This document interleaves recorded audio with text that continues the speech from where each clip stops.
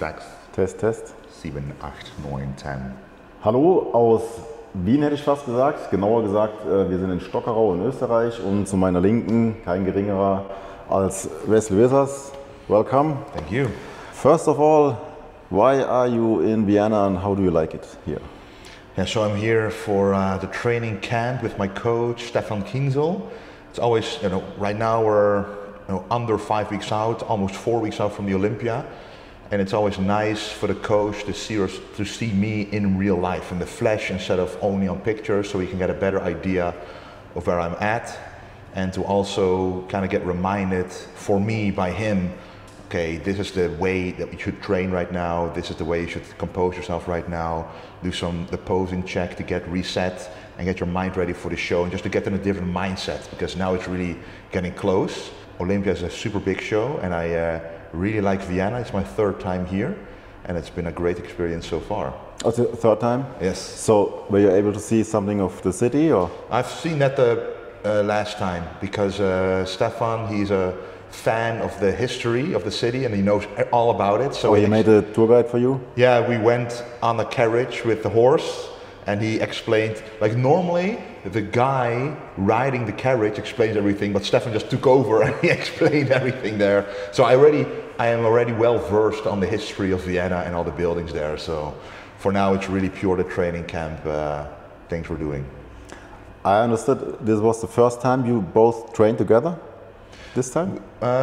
We've done it before, but the last time was in the off season. Mm-hmm. So in the off season, the training is very different, of course. You can push harder, more weight, and now it's really more about, okay, perfect form, really focus on the muscle, getting blood in there, not messing anything else up, but only that muscle, not pushing yourself too far, which reminds me also not to take too much risk right before the show and to drop fatigue a little bit and to make sure that the training is really to stimulate the muscle that's there to provide blood flow and not really to grow, because right now we're not growing to the show anymore. It's really to maintain what's there and to not tire yourself out too much.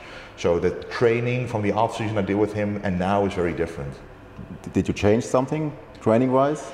Just very small cues. Like every time you train with Stefan, he finds something you can improve on. To give an example, on the side lateral raise machine, I stand upright to do the side lateral raises because that's how I have always done them, and it kind of grew into my form that way. So it also grew my front delts because I'm a bit more to the back. But now he told me, go to the front a little bit, and then all of a sudden you isolate the side delts way more, so you can do less reps, less weight, but you really focus on the side and not as much on the front. So even I've been training now for 17 years, and still after so long he can still teach you stuff that you didn't even think about anymore. So it's little things like this that keep you really your eye on the ball basically, and to make sure to really understand that you're never perfect. And that's a nice thing about Stefan, that I trust him fully with it. So whenever he says, okay, you can do 2 more, we're going to do 2 more. No matter how I feel, I trust him, and that just feels great to have that kind of relationship. That's a question I hear very often. Why does the IFBB Pro still need a coach? I mean, you're a pro, yeah. But you've been working with Stefan now for how long? 2021 we started for the Olympia.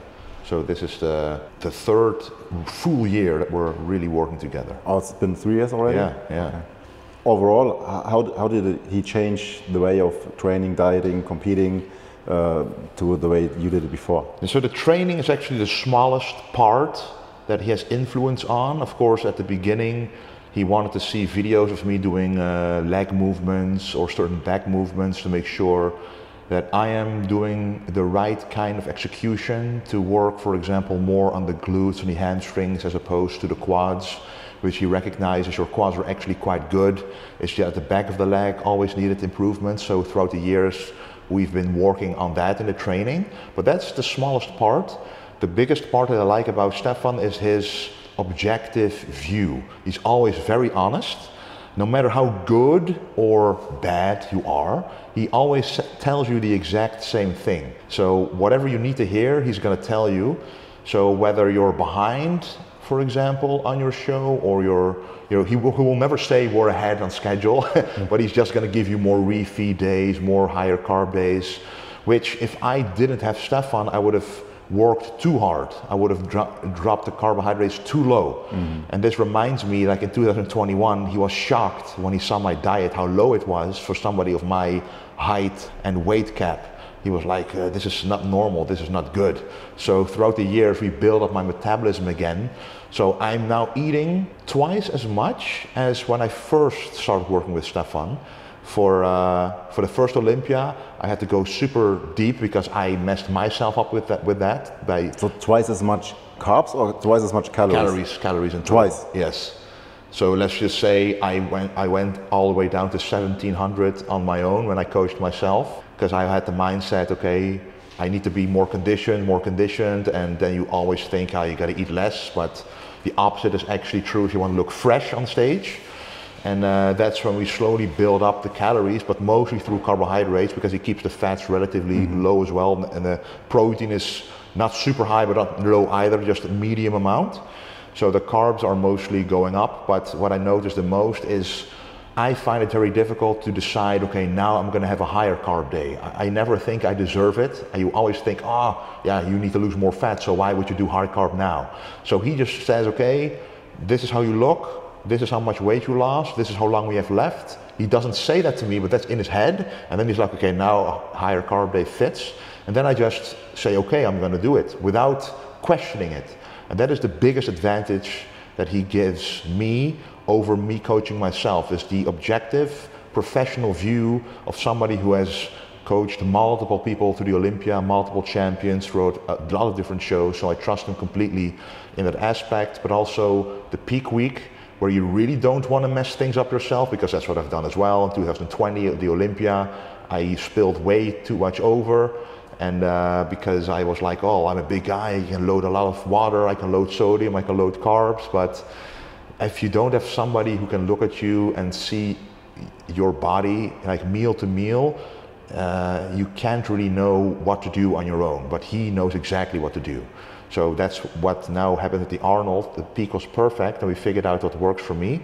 So that's why it's nice to work with a coach who gets to know your body better and better, and now we can apply the same knowledge we had at the Arnold to the Olympia, but then with a better physique.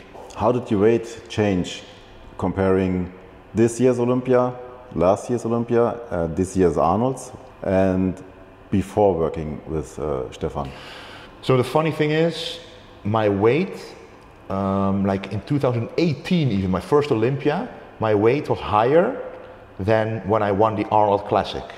So there were many years in between, but the weight difference only went down because I lost so much more. I'm so much more conditioned, and it showcases so much more of my mass, and we just peak so well that you drop all of that fatigue, that tiredness from your body, so you lose all the stress, all the water weight, and then you see your true body weight, which is actually quite below the weight cap, which makes me happy, of course, because it means you can add more muscle. But if I compare the last Olympia 2023, I weighed about the same on that show as the Arnold, but the Arnold I was more conditioned and more full. But if I compare the Arnold to right now, I'm about 1.5 kilos above the same stage of prep compared to the Arnold. But 4.5 weeks out. Yes, but with slightly better conditioning as well. So of course it's difficult to say exact numbers, but we can definitely say that I am bigger than before the Arnold, but with similar conditioning. That's a fact. So that is one thing that's for sure. So beating the Arnold shape is something that's really in the cards. And a lot of people say, well, just aim for at least that Arnold shape.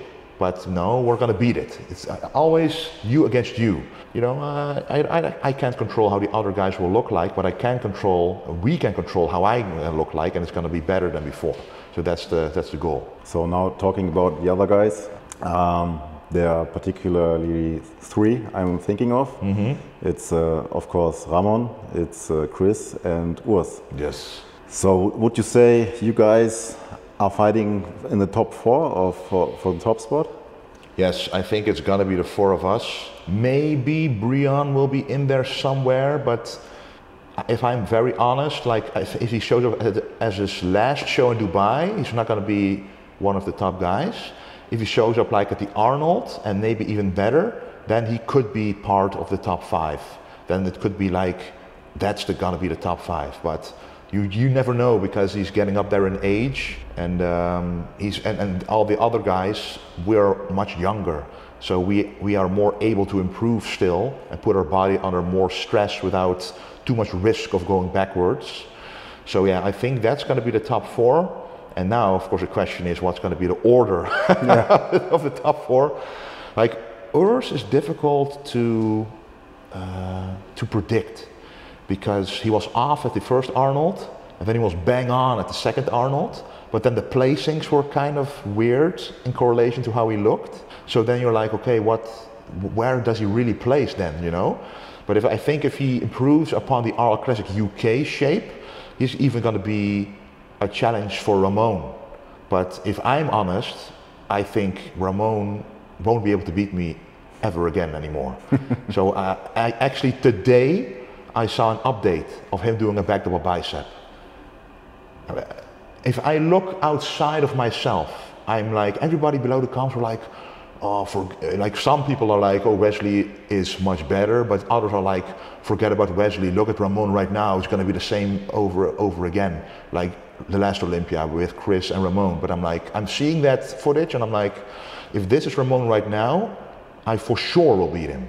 Like, that's honestly what I'm thinking, because that's my mindset right now. Because before the Arnold, I honestly didn't think, even if I thought I had a better physique, I thought they were looking for a specific type of look, that even if my back or chest or arms are better, the whole package needs to be pleasing for the judges. So now the Arnold happened, which means that the package I can bring does have that effect. It beat Ramon. So it gives me the confidence to say, yes, if my physique is better at this point than Ramon's is, why not have the belief in yourself that you can beat him again? Because it would be stupid if you say, oh, maybe he's going to beat me now. No, I'm the last one to beat him now. So of course, that's the kind of mindset I'll have to the Olympia. So then the only guy left is going to be Chris, who I've never been directly compared to yet. So that's a very exciting battle. Right. Yeah. But even then, I've said it a few times now, but I want to give Chris the hardest battle he has ever had on the Olympia stage so far, like since winning. Like against Brian, that was of course back when he was less developed, but since he was Classic Physique Olympia, the champion, no one has really challenged him again. Even Ramon, of course, he did a two-man call-out, but I honestly saw, yeah, Chris is just going to win this pretty easily. You know, he's unanimously first place every time. So that's going to be a very interesting thing to see, if I'm able to beat all of those guys and be in the second place at least, how the battle between me and Chris is going to go. That's very, in my mind, very exciting thought of that happening. So are you watching his videos, pictures? Are you following him and watching progress pictures, or? Honestly, I only watch what happens to come by on Instagram, so I don't search for it, because I'm really in my own zone. And whenever I'm on Instagram, like what I just said about Ramon, I just saw it, and I just then look at the comments, see what they say, and then I'm like, oh, it's the same kind of split group again, like the Brazilians are going for him, and the rest is a split opinion. So that's, you can't really do much with it. It's like, I know for myself, if I post something on Instagram, it's always going to be good lighting, a good angle, a good pump. It doesn't say much. So, and if I see Chris now, like, you can't see much either. I mean, every time that you think he's not really in the shape he's supposed to be in this many weeks out, he surprises everybody anyway. So I expect him to be at his best, and I want him to be at his best at the Olympia, because that's really going to be the best battle everybody wants to see. And are you guys in contact, like texting, how's prep going, or injuries, or whatever? No, honestly, I think everybody is kind of on their own at the moment. I think everybody is in their own mindset. At least like I mentioned, I'm kind of in my own zone, so I don't really look for the communication as much. Sometimes when I see something funny on one of their stories, I'll just reply, like in a funny way, but it usually, like for example, when Urs gets a high day from Stefan and he posts it, I'm like, drooling over it and like, so, oh, I'm jealous or something like that, something funny, but nothing serious, you know, nothing that directly has something to do with the competing aspect, but it's more friendly that way. You obviously got a lot of momentum winning the Arnolds, so you think you could beat Chris body-wise and I don't know, image-wise, or he has his status. You think you can beat him? Yeah, I think if like let's take away the status right now, because that's an important part to also mention. But if we were going on stage for the first time and no one has ever seen us before, then I know I have a very good chance of beating him. But he has, of course, an aura, a stigma around him that he's Chris Bumstead. He's a 5-time champion. He's the most popular fitness guy in the world. He means a lot for the bodybuilding community. So you also have to pierce through that. And it's always going to be a little layer of extra advantage he will have. Even if the physiques are equal, he will then still win because of that advantage. Because why wouldn't they let him win if we're so close? I mean, then no one cares if he wins again because it's close anyway. So I really have to be above him to beat him. I know that. So, but I do think it's possible. I'm not just saying this because, oh, you want to go to a show always believing you're going to go there to win, because that's what everybody says always. But I realistically think I have a shot at beating Chris Bumstead, even if he is at his very best.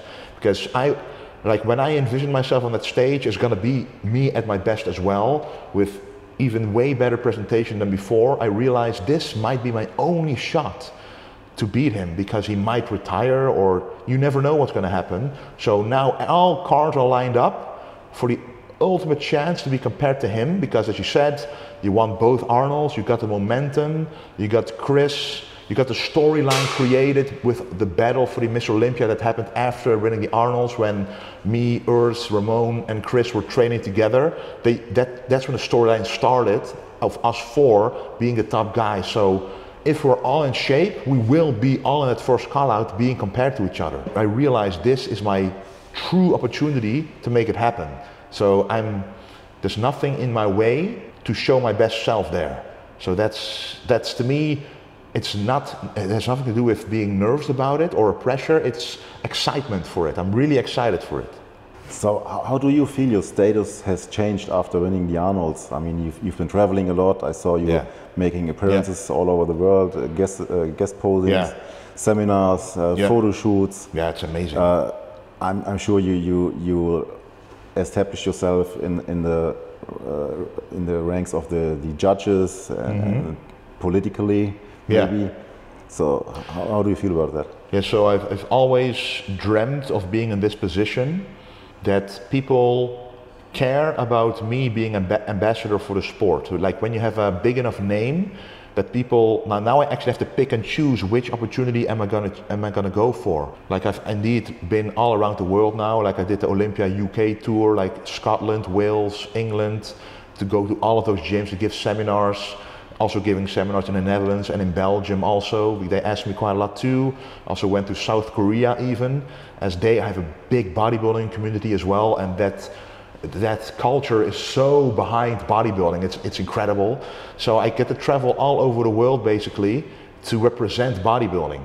And normally before the Arnold victories, I had kind of a name, so people would still be excited, but now it's a different level. Now they take you really seriously, and now I notice also in the social media landscape that I had a core following first that always believed, yeah, you can win the Olympia one day, but that is a lot bigger now. There's a lot more people who believe that I can actually have a chance to win the Olympia, which fuels, of course, my own confidence into doing so. It's much more fun when you have so much more people believing in you.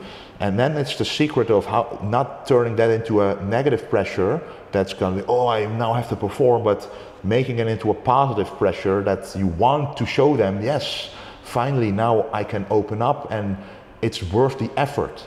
You go to the Olympia and everybody actually looks at you, takes you seriously, so all the effort and the investments you make to go there are always worth it, because you're gonna be in the public eye way more than if you're like a top 10 guy. Because then if you're a top 10 guy, you're not really taking into the press conference or the interviews or the podcast as much, but now you're being asked left and right So eyes will be on you.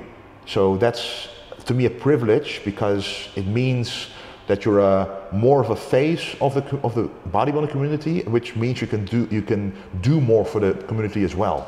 And that has always been my dream for bodybuilding. So that's hopefully what I can continue to do after the Olympia. So on one hand, you get more business opportunities, you get to travel more. Yes. On the other hand, at the same time, you have to focus even more on the next competition, which is the most important probably of your life. True. So how can you handle this pressure? How did business change after winning the Arnolds? Yeah, so the Arnold Classic really changed my life. Like, I can't state this enough. Like, winning the Arnold Classic, first you get, of course, a direct payment. Like, let's be honest, prize money. Like, every bodybuilder dreams of doing competitions and living from the prize money. Like, Arnold Classic and Olympia prize money starts to get to a level where it's actually possible. But that's just a small part of it. It's like you say, the business opportunities that come out of winning a big competition like this that change the rest of your life, because we have our own gym. We went from 100% fit gym, which was my girlfriend's gym, to vintage gym now. So with the name change, because we were able to work together with Gym 80 to fully equip our gym with like 40 more machines than before. So now the gym is fully equipped, but the financial situation it gave me allowed my girlfriend Marley to do a lot less in the gym, which gives her more free time, be more of a manager for me, which gives me more free time to focus on bodybuilding, because we have 2 children, as you know, and she can take care more of the children and really being there for them, so we don't have to juggle our jobs around as much, and I can focus a bit more hours every day on the bodybuilding aspect. So yes, even though I get more opportunities and more things to do, I now also have more opportunity to do so, more time to do so, because we can manage our lives a lot more in a free way. So now I have a gym where I can train every muscle group in every single angle that I want. But it's still the same facility? Yes, the same facility, but we actually invested in extra floors to put more machines on. So the floor space is ×2 basically.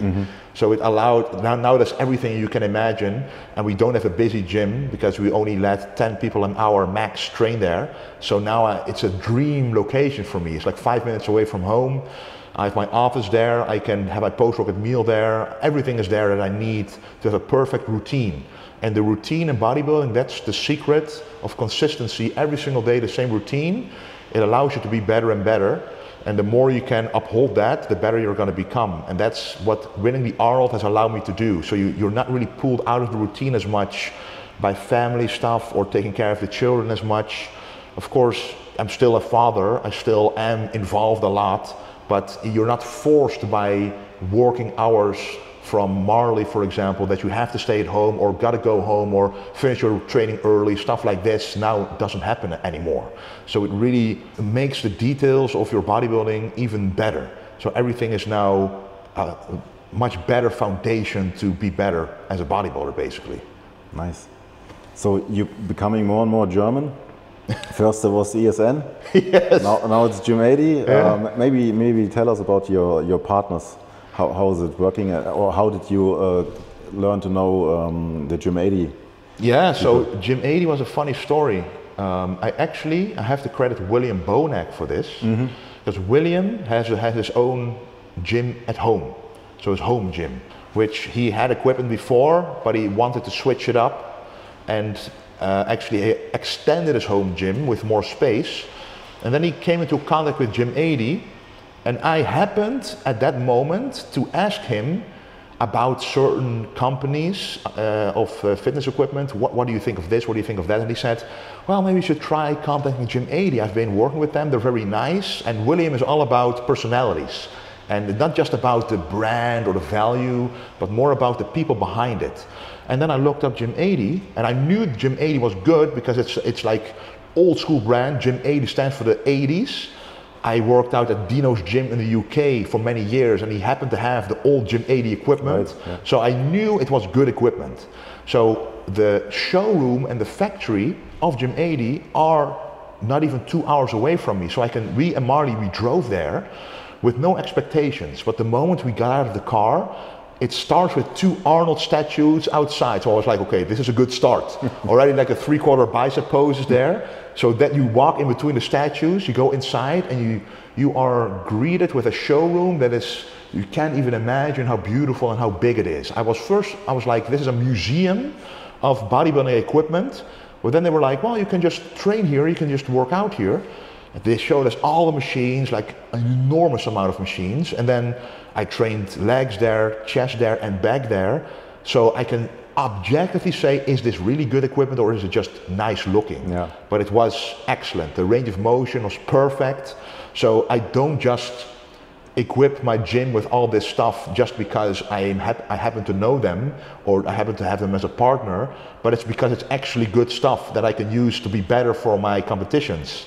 So I wanted, and that's also why I went to South Korea. They have another branch of South Korea. I had my own private gym there, again with Gym 80 stuff, so I had another few workouts there. So I was sold literally on their equipment, and then the customization to make it golden and black and with my own vintage logo in there.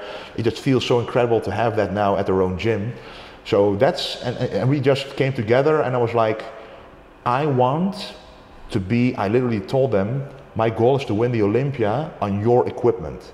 I mean, that's of course the best thing that can happen for both of us, because it literally is going to be true. If I improve upon my body, it's going to be because of the workouts that I do on that equipment, because in our gym, I think 95% now is Gym 80 stuff, and then the other stuff is just stuff that's left over still from other brands. But all the big stuff is Gym 80, so every improvement I make will be because of them.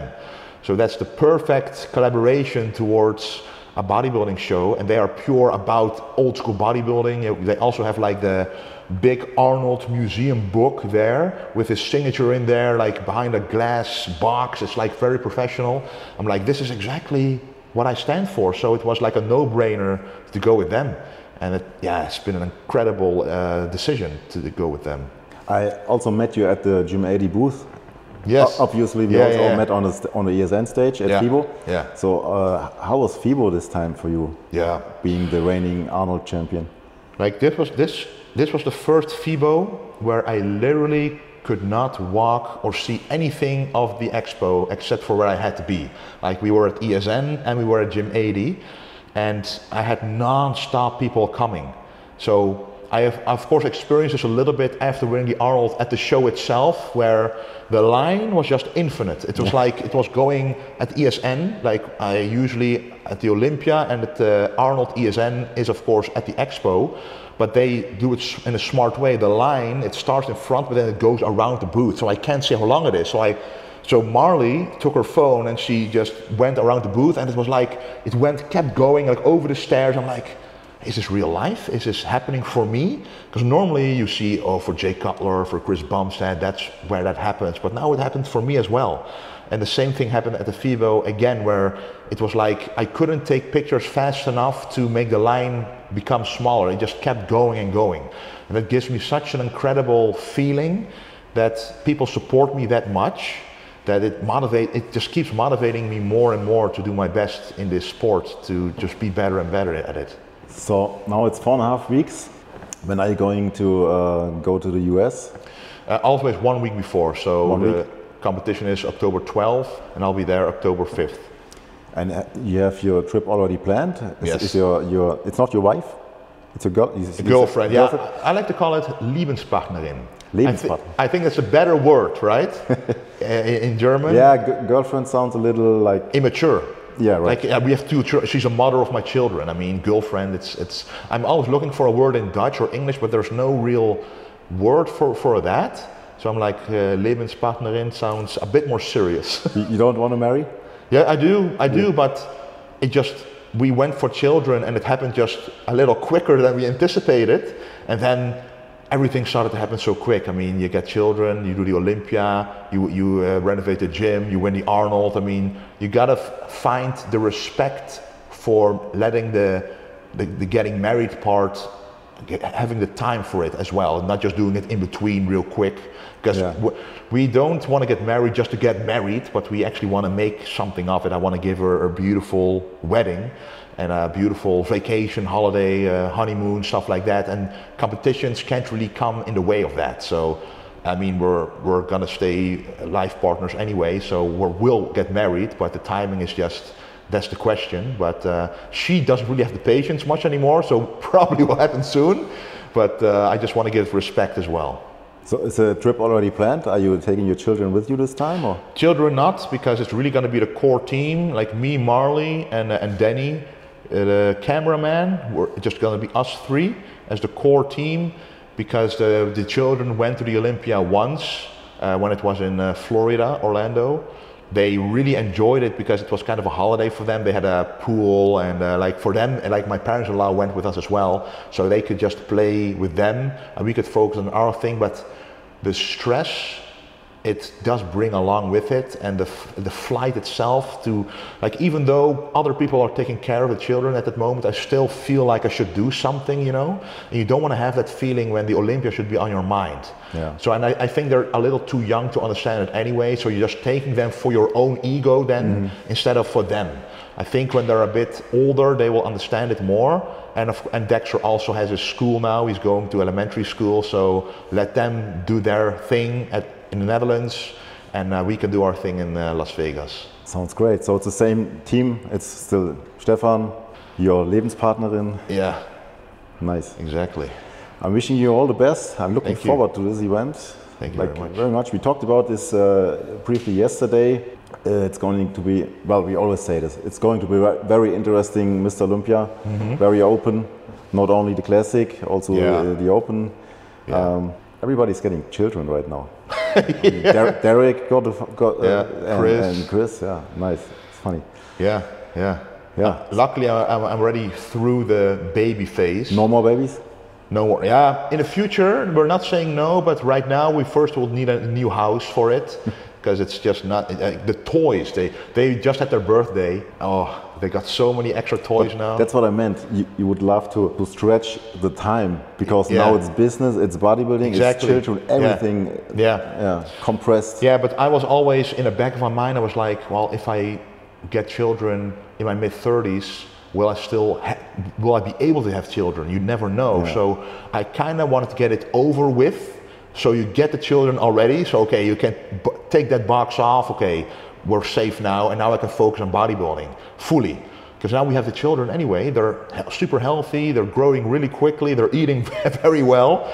So that's just incredible to have in your life. They're motivating me even more to do my best, to be an example for them, so it only enriched my life. But you know, to now get an extra child, like from 2 to 3 is a big step. Because with 2, you can still, one handles one and the other parent handles the other. But at 3, that's going to be a bit more challenging. So that's going to be for the future. So probably will happen in the future when we get a bigger house and more time on our hands. So anything else you want to tell your German fans? I mean, they should know by now how to find you on Instagram and YouTube. Fans of Germany, I mean, you know, the German fans. The German-speaking fans, also the Austrian. Yes, of course, the German-speaking fans. I mean, you guys have been supporting me for so long already. Like, I remember, do you remember the first time you came to my gym to do a workout together? Yes. From that moment, like, that was posted, I think, also on Rep 1, that video. It was post-Olympia, but I don't remember the year. Yeah, it was quite a few years ago, but from that moment, so many Germans started to recognize, oh, that's Wesley, and he's actually a nice guy. And I can see in my web shop at Vintage Genetics, like the top 5 people who visit the website. Like Germany all of a sudden was in the top 3. Like you have the Netherlands, the USA, and then Germany. So to me that was incredible, of course. And yeah, and also Austria. I mean, we're here right now. You know, you have to say something in German. Danke für die Unterstützung. It's ondersteuning in Dutch, so I kind of know what it means. It's kind of similar, yeah. But truly, thank you very much. Like, since also joining ESN and hanging around with Urs as well, training with him, I mean, the German fans and the German-speaking fans really recognize that there's more beyond the German-speaking countries, and I really respect that they're taking someone from the Netherlands so seriously as well. So really thanks a lot for that, because I realize that especially Germany is so big and so like much bigger than the Netherlands, but also, in my opinion, more hardcore bodybuilding fans are there. You've got more of those hardcore gyms and stuff. So there's a big history behind it of bodybuilding as well, with Marcus Rule and all the other Olympian champions of before the Olympians. So yeah, it's just great to have that community support me as well towards the competitions and the Olympia. So yeah, it's been great to see your comments. And whenever I can't read what you guys say, I always translate it and then I try to say something back, but truly appreciate it. Yeah, thank you very much for the golden support. Your ESN code, what is it? My code is Wesley. So you can always get the best discount on ESN with code Wesley. And of course, you guys know I love the whey drip. So get your designer whey, your favorite flavor, and you will not be disappointed with trying the whey drip, guys. If you want to know how to make it, let me know on a DM on Instagram and I'll explain it to you. But yeah, so far it's been going incredible. And yeah, just once again, thank you a lot, because this allows me to make investments for shows like the Olympia and to make sure that we can be at our best at shows like that and showcase everything that's going on behind the scenes as well. Genau. Nochmal auf Deutsch, natürlich, wenn ihr die Codes, Athletencodes benutzt bei ESN, bekommt ihr nicht nur den besten Preis, sondern ermöglicht natürlich auch so Interviews hier und auch die Mr. Olympia Berichterstattung, die ja, wie gesagt, in 3 Wochen schon fast losgeht. Es hängt natürlich auch ein bisschen was dran und auch das ermöglicht ihr mit Nutzung der Codes. Thank you very much again. Danke an euch fürs Zuschauen. Drückt ihm die Daumen. Schreibt doch gerne in die Kommentare, ne, wie ihr das seht. Kann er dieses Jahr den Titel nach Europa, Nähe Deutschland holen? Ich wünsche dir auf jeden Fall viel Glück. Danke. Good luck to you. Yeah. You understood that? Yes. Take care. Thank you. Thank you very much. Dankjewel. Kijk.